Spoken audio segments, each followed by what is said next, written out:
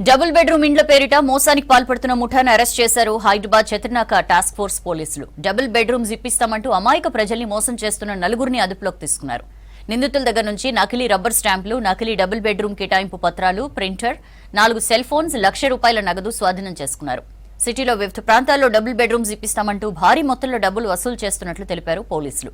నిందితులు జ్యోతి, సునీల్, రమేష్, నితిన్ కుమార్ చత్రనాకకు చెందినవారుగా గుర్తించారు.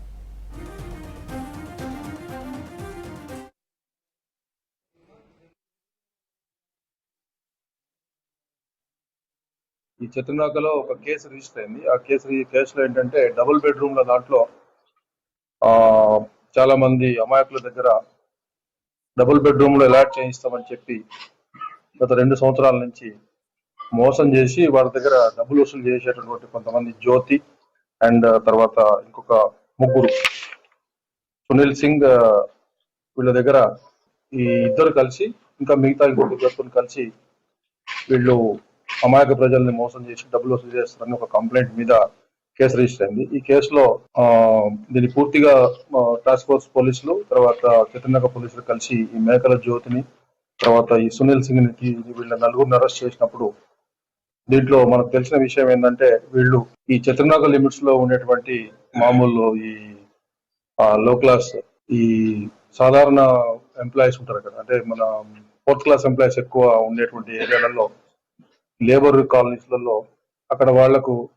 క్యాస్ట్ సర్టిఫికెట్లు కానీ, డెత్ సర్టిఫికెట్లు కానీ, ఏదైనా ఎంఆర్ఓ ఆఫీస్లో ఏదైనా పని పడ్డప్పుడు వీళ్ళు సోషల్ వర్కర్స్ గా ఉండి వీళ్ళని తీసుకొని అక్కడ ఆఫీసుల చుట్టూ తిరుగుతూ ఆ పబ్లిక్ లో ఒక ఇమేజ్ ని డెవలప్ చేసుకోవడం జరిగింది. ఆ ఇమేజ్ ఏంటంటే వీళ్ళతోనే ఏదైనా పని అవుతుంది అనేది ఒక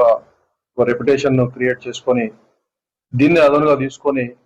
మేము డబుల్ బెడ్రూమ్ కూడా మీకు ఇప్పించగలుగుతాము అని ఒక నమ్మకాన్ని కలిగించి వాళ్ళ దగ్గర నుంచి అప్లికేషన్ ఫామ్స్ తీసుకోవటము, వీళ్ళని తీసుకొని అక్కడికి తీసుకెళ్లటం, మన ఎంఆర్ఓ ఆఫీస్ కు, తర్వాత ఆర్డీఓ ఆఫీస్ కు, కలెక్టర్ ఆఫీస్ కు, కొన్నిసార్లు సెక్రటేరియట్ దగ్గరికి కూడా కొంతమంది మంత్రుల మినిస్టర్స్ ఛాంబర్ దాకా తీసుకెళ్లి ఆ ఛాంబర్ దగ్గర వాళ్ళని దూరంగా నిలబెట్టి వీళ్ళ ఛాంబర్లకు పోయి మాట్లాడొచ్చినట్టుగా